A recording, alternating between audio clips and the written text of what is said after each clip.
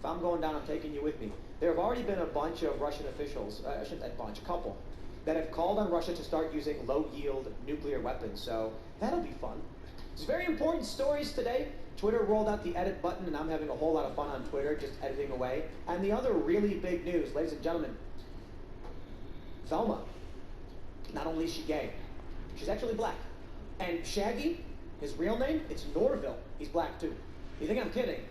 I'm not kidding. I mean, this is like, they just released this, I guess, and now Velma and Shaggy are both black. And, I guess. And they're making a point about how they're going to start changing things because the classics don't work or whatever. But, you know, I think this is an interesting culture war story, so we'll talk about that. Before we get started, head over to timcast.com and become a member. To support our work directly as a member, you get access to the uncensored after show, members only, Monday through Thursday at 11 p.m. And you'll also get access to shows like Cast Castle Vlog, Tales from the Inverted World. Plus, we got a bunch of other stuff like the Green Room show, behind the scenes, downstairs in our green room with all our fun guests. And you'll be supporting our journalists directly because they're only working because you guys are members. So don't forget to smash that like button, subscribe to this channel, share the show with your friends. Joining us tonight to talk about all of this news and more is Joel Berry. Hi. Who are you? Yeah. What are you doing here? I am the managing editor of the Babylon Bee.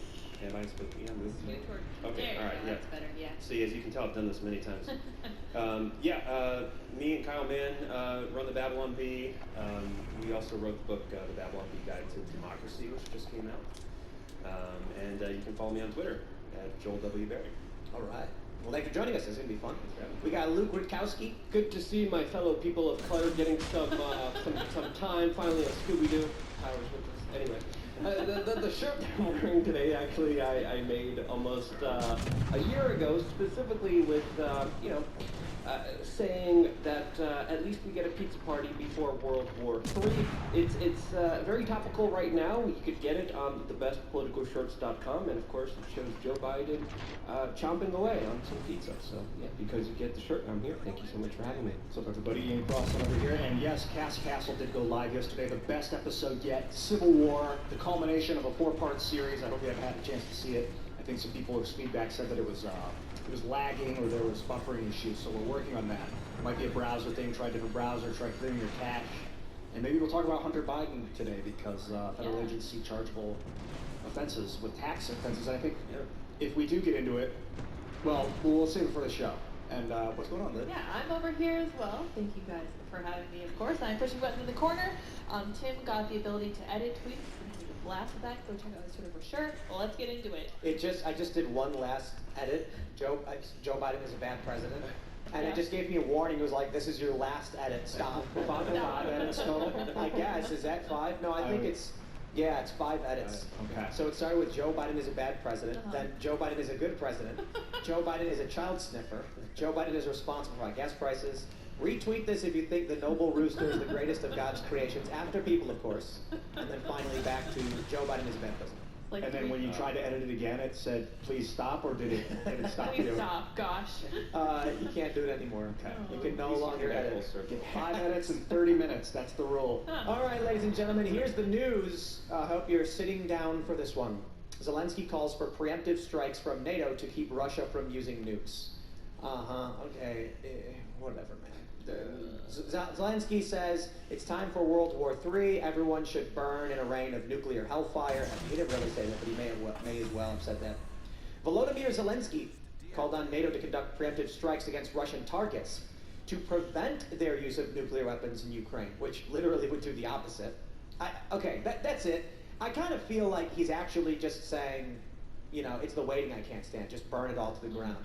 Because no sane, rational person thinks a preemptive strike against Russia would result in anything other than them launching nuclear weapons. So, Zelensky was throwing people, I think he shut down TV stations. The three largest TV stations in Ukraine. I think he had them shut down because they were speaking out against him. And political parties as well that were against him. Yeah, he's not a good guy. Maybe was an actor, so he's got some charisma, but I don't think he's like a benevolent president. Well, during a time of war, all the rules are out of the window. So, we have to understand, we're not fighting for democracy here. This is not a democracy. But he shut those TV stations down before any Russian I believe it was I believe it was because of the war and the emergency powers that the government got. But again, all rules, everything's off the table once there's a war, and that's how he's treating the situation. His statements today, I mean, he's trying to, walk them back as much as he can. He's trying to say that he wanted to really call for preemptive sanctions, but there's a big distinction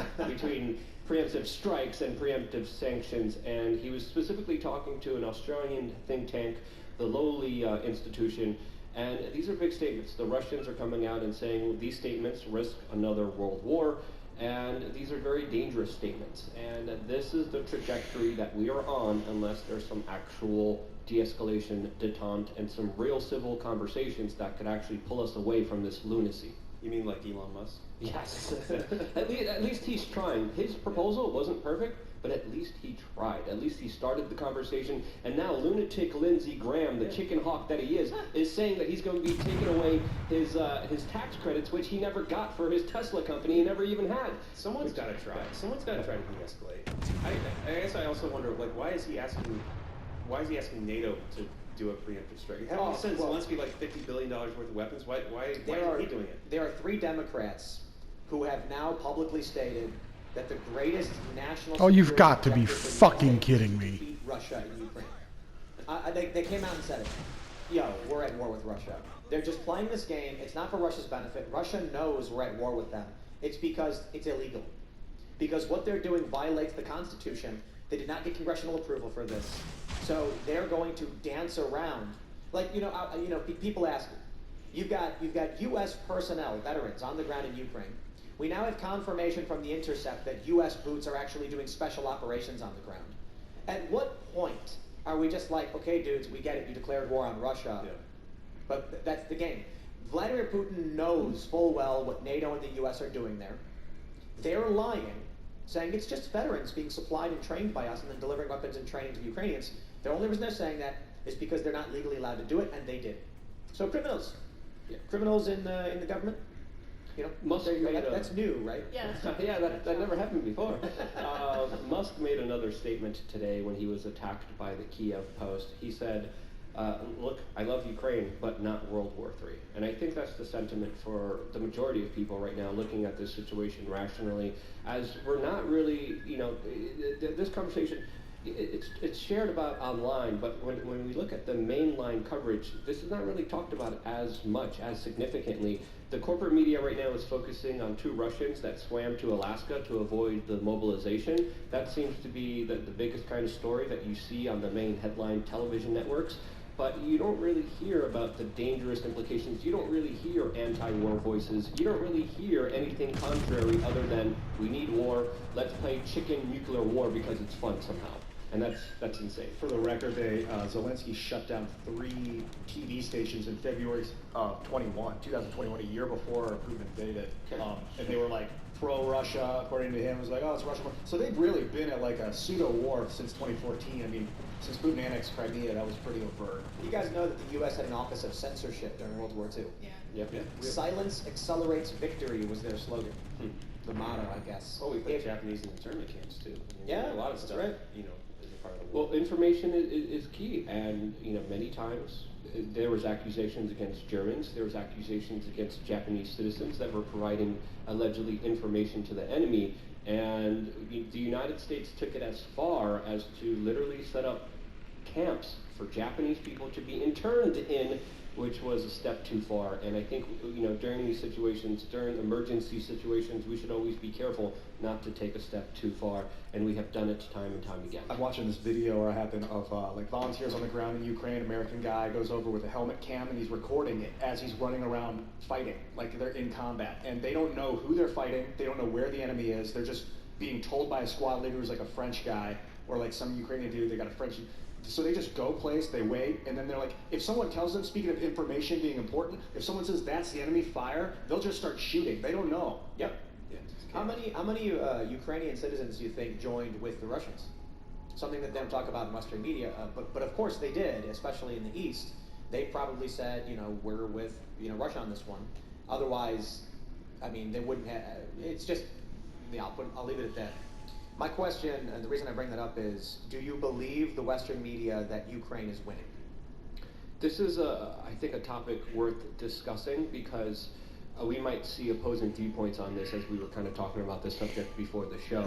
There's a lot of circumstantial evidence. There's the understanding that there's a lot of propaganda, a lot of disinformation, but we also have to understand that the Ukrainians were practicing and drilling for this ever since 2014 on their territory. They have the latest technology. They have night vision. They have thermal. They have satellite technology. They have GPS coordinated weapons systems. They have training from CIA, covert ops, special forces soldiers that were there since 2014, setting up the groundwork for this invasion as the US corporate media was literally cheering on and setting the groundwork to make everyone hate Russia.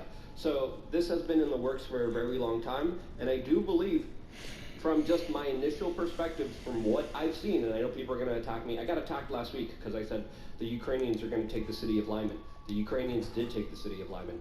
But from my perspective, looking at the Telegram channels, seeing footage from the Russians and the Ukrainians, it does seem, especially right now, that the Ukrainians are getting back a lot of the territory and are having some significant victories against what looks like a disorganized force with the Russians. That's just my perspective, and in my opinion, and I could be wrong, and I know I'm going to get criticized for it. I don't believe the propaganda, but it's also not the Ukrainians, it's NATO. NATO is winning back these cities. Yeah, and also Russia's not fully engaged, as far as I can tell, from what I've heard. I mean, they have not committed their entire military. He just raised another 300,000 people drafted. I think they drafted. Yeah. Was that their first mobilization? Well, in the mobilization, there's also a secret paragraph that hasn't been released to the general public. But also, Russia is facing stiff declines in their population, just like the majority of the Western world. Taiwan, the Ministry of Defense actually came out today and also said that they have a huge problem because of the low birth rates. They're not going to have anyone to join the military soon. So Russia is also facing a very similar problem, and you know, how many people are fleeing, that's contested. There's a lot of disinformation, there's a lot of propaganda, and a lot of it is just centered around Russia bad. The war, they're losing it 100%. That's not the 100% truth out of the situation. But again, we're in a war.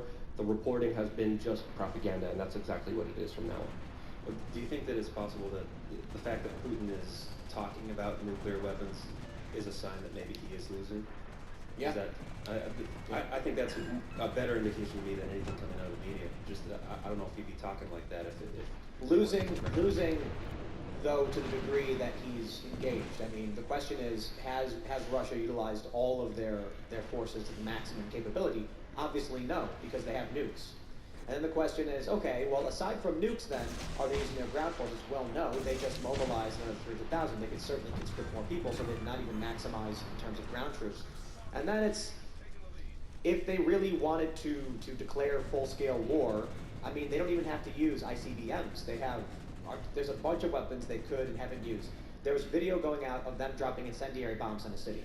Why have they not done that in larger numbers on other cities? Because it looks like Russia is actually restrained right now. Well, it looks like there's a lot of supply shortages. It looks like a lot of their main routes have been met with a lot of resistance. And there's also a lot of video footage showing, you know, Russians fighting with, you know, regular red book bags, fighting with no armor at all, fighting with old equipment. So again, how much of that is propaganda? How much of it is real? But I've seen similar reports and similar videos from you know, the Russian side showing them fighting, having victories, but still a lot of them are under-equipped. A lot of them don't have any body armor at all. I think there was an expectation that they would move in from the east and that the people in Ukraine would open their arms and be like, kind of like what happened in Crimea, be like, well, thank you, now we're liberated, we're back as part of Russia. We used to, you know, they used to be part of Russia before the Soviet Union was split up, all of Ukraine. But it was underestimated the amount of psychological propaganda that had been proliferated in Ukraine and pro-West, pro-liberal economic order, and there was just massive psychological resistance. A lot of people thought Zelensky was going to flee as soon as the invasion was announced, but he was like, no, I'm staying. Probably because psychologically he was prepared because of all this